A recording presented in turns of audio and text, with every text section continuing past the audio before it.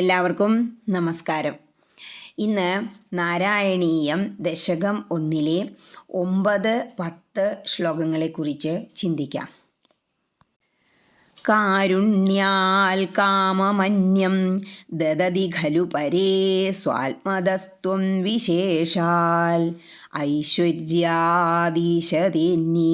ജഗതി പരജനേ സ്വാത്മനോപീശ്വരസ്ത്വം ത്വയ്യുച്ചൈരാരമന്തി പ്രതിപദമധുരേ ചേതനാസ്ഫീതഭാഗ്യാസ്ത്വം ചാത്മാരാമ ഏവേത്യതുലഗുണഗണാധാരശൗരേ നമസ്തേ. ഇനി ഈ ശ്ലോകത്തിലെ ഓരോ വാക്കുകളുടെയും അർത്ഥത്തെക്കുറിച്ച് ചിന്തിക്കാം. കാരുണ്യാൽ, കാരുണ്യം കൊണ്ട്, അതായത് ദയ കൊണ്ട്, കരുണ കൊണ്ട് എന്നർത്ഥം. കാമമന്യം ദദതി ഖലു, അന്യം കാമം, മറ്റ് ആഗ്രഹങ്ങളെ. കാമം എന്നാൽ ആഗ്രഹങ്ങൾ എല്ലാം കാമത്തിൽ വരൂ കേട്ടോ. ദദതി ഖലു, നൽകുന്നുണ്ട്. പരേ, അന്യന്മാർ. ആരാ നൽകുന്നത്? മറ്റ് ദേവന്മാർ. അവരെ പൂജിക്കുമ്പോൾ നമ്മുടെ ആഗ്രഹങ്ങളെല്ലാം നൽകുന്നു എന്നർത്ഥം.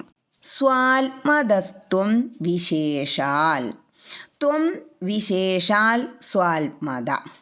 ത്വം വിശേഷാൽ എന്നാൽ അങ്ങാകട്ടെ, പ്രത്യേകിച്ചും, വിശേഷമായിട്ടും എന്നർത്ഥം. സ്വാത്മത, താൻ തന്നെയാണ് അല്ലെങ്കിൽ തന്നെ തന്നെയാണ് നൽകുന്നത്.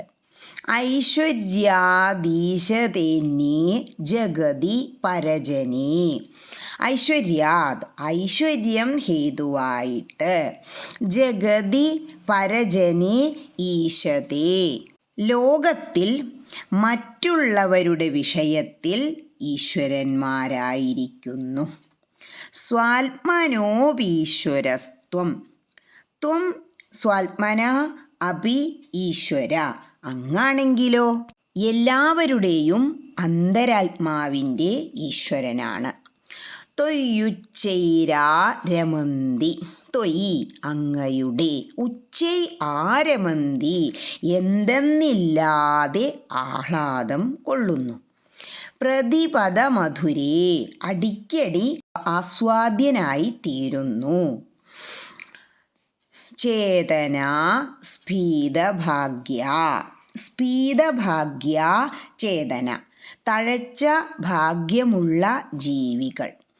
ത്വം ച ആത്മാരാമ ഏവ, അങ്ങാണെങ്കിലോ ആത്മാരാമനാണ്, അതായത് സ്വന്തം ആത്മാവിൽ തന്നെ രമിക്കുന്ന ഈശ്വരൻ. ഇതി അതുല ഗുണഗണാധാര, ഇപ്രകാരം അനുപമങ്ങളായ അനേകമനേകം ഗുണങ്ങൾക്ക് ആധാരമായിട്ടുള്ള അല്ലെങ്കിൽ ആസ്പദമായിട്ടുള്ള ശൗരേ നമസ്തേ, ഹേ കൃഷ്ണ അങ്ങേക്ക് നമസ്കാരം. ഇനി ഈ ശ്ലോകം അർത്ഥം മനസ്സിൽ വച്ചുകൊണ്ട് ഒരു തവണ കൂടി ചൊല്ലി നോക്കുക. എന്താ പറയണേ? മറ്റുള്ള ദേവന്മാർ കാരുണ്യം മൂലം പലർക്കും പല അഭീഷ്ടങ്ങളും സാധിച്ചു കൊടുക്കുന്നുണ്ട്. ചില പ്രത്യേക വഴിപാടുകൾ ചില പ്രത്യേക ദേവന്മാർക്ക് വേണ്ടി, ഉദ്ദിഷ്ട കാര്യത്തിനു വേണ്ടി നമ്മുടെ നാട്ടിൽ ചെയ്യുന്നത് കാണുന്നില്ലേ? പലർക്കും അപ്പോൾ പല ആഗ്രഹങ്ങളും സാധിച്ചു കിട്ടാറുണ്ട്. അതിനെക്കുറിച്ചാണ് ഭട്ടതിരിപ്പാട് ഇവിടെ ആദ്യം പറയുന്നത്. ഇനി ഗുരുവായൂരപ്പനെ കുറിച്ച് പറയുക. അങ്ങാണെങ്കിലോ പ്രത്യേകിച്ചും തന്നെ തന്നെയാണ് നൽകുന്നത്. ഭഗവാൻ ആഗ്രഹങ്ങളല്ല നൽകുന്നത്, ഭഗവാനെ തന്നെ നമുക്കങ്ങോട്ട് നൽകുക ചെയ്യണേ. അന്യർ തങ്ങളുടെ നിയന്ത്രണ ശക്തിയാൽ ലോകരുടെ ഈശ്വരന്മാരായിരിക്കുന്നു. അതായത് ഓരോ ദേവതകൾക്കും ഓരോ ശക്തി ഉണ്ട്. അവരുടെ ആ ശക്തി കണ്ട് അവരെ പഠിച്ച് സേവിച്ച് അവരെ കൊണ്ട് എന്ത് ചെയ്യുന്നു? പലതും നിയന്ത്രിപ്പിക്കുന്നു. അതുകൊണ്ട് അവർ പലതിൻ്റെയും ഈശ്വരന്മാരായിരിക്കുന്നു. പക്ഷേ ഗുരുവായൂരപ്പനോ, അങ്ങാകട്ടെ എല്ലാവരുടെയും അന്തരാത്മാവിൻ്റെ ഈശ്വരനാണ്, ആഗ്രഹങ്ങളുടെ ഈശ്വരനല്ല. ഭാഗ്യമുള്ളവരായ ജീവാത്മാക്കൾ അനുപദം സുന്ദരനായ അങ്ങയിൽ പൂർണ്ണമായ സന്തോഷത്തോടെ രമിക്കുന്നു. എന്താ രമിക്കുക എന്ന് പറഞ്ഞാൽ ആത്മാനുഭൂതിയിൽ സന്തോഷം കണ്ടെത്തുക, ആത്മാവിൽ തന്നെ രമിക്കുക. ഭഗവാൻ എങ്ങനെയാ? ആത്മാവിൽ തന്നെ രമിക്കുന്ന ഈശ്വരനാണ് ഗുരുവായൂരപ്പൻ. ഇപ്രകാരം അതുല്യങ്ങളായ ഗുണസമൂഹങ്ങളുടെ നിവാസസ്ഥാനമായ ഹേ ശ്രീകൃഷ്ണ, അങ്ങേക്ക് നമസ്കാരം എന്ന് പറയാണ് ഭട്ടതിരിപ്പാട്. ഇനി 10ാമത്തെ ശ്ലോകത്തെക്കുറിച്ച് ചിന്തിക്കാം. ഐശ്വര്യം ശങ്കരാദീശ്വര വിനിയമനം വിശ്വതേജോഹരാണാം തേജസംഹാരി വീര്യം വിമലമപി യശോ നിസ്പൃഹൈശ്ചോപഗീതം അംഗാസംഗാ സദാ ശ്രീരഖിലവിദസിന ക്വാപി തേ സംഗവാർത്താ തദ്വാതാകാരവാസിൻ മുരഹര ഭഗവച്ഛബ്ദമുഖ്യാശ്രയോസി. ഓം ശ്രീകൃഷ്ണാർപ്പണം. ശ്രീകൃഷ്ണായ നമോ നമഃ. ഇനി ഈ ശ്ലോകത്തിൻ്റെ എല്ലാ വാക്കുകളുടെയും അർത്ഥങ്ങളെക്കുറിച്ച് ചിന്തിക്കാം. ഐശ്വര്യം, ആരുടെ? ഭഗവാന്റെ ഐശ്വര്യം. ശങ്കരാദീശ്വര വിനിയമനം, ശ്രീ പരമേശ്വരൻ മുതലായ ദേവന്മാരെ പോലും നിയമിക്കുന്നു, അതായത് തൻ്റെ പാട്ടിൽ നിർത്തുന്നു ഭഗവാൻ എന്നർത്ഥം.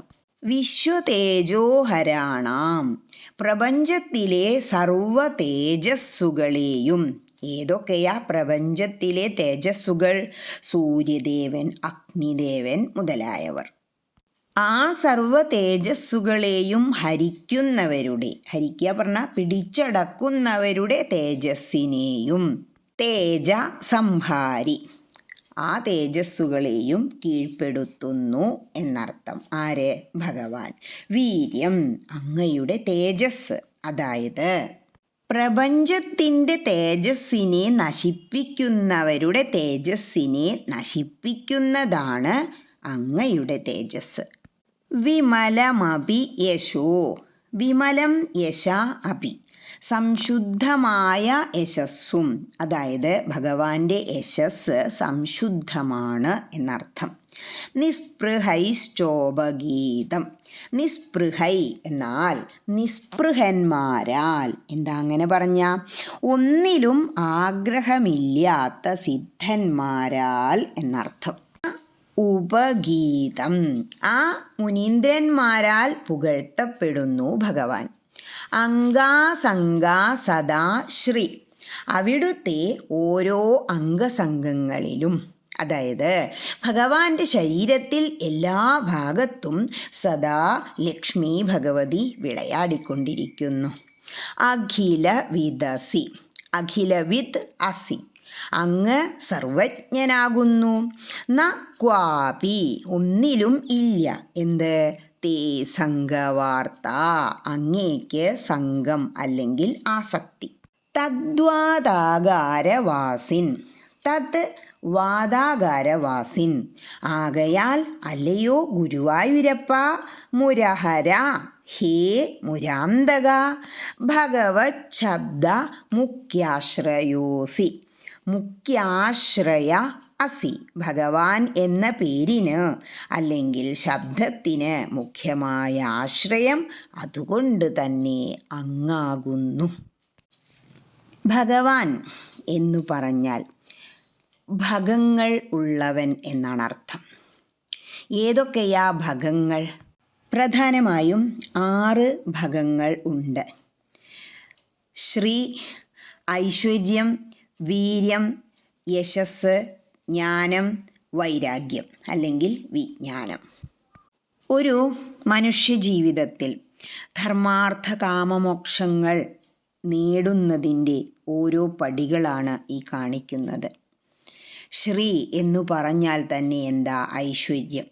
അത് ധർമ്മത്തിലൂടെ നേടി ജ്ഞാനം ഉണ്ടാക്കി, അതായത് അറിവുണ്ടാക്കി, അവസാനം വിജ്ഞാനം അല്ലെങ്കിൽ വൈരാഗ്യത്തിലെത്തിച്ചേർന്ന് ഭഗവാനിലേക്ക് അങ്ങോട്ട് ലയിക്കണം.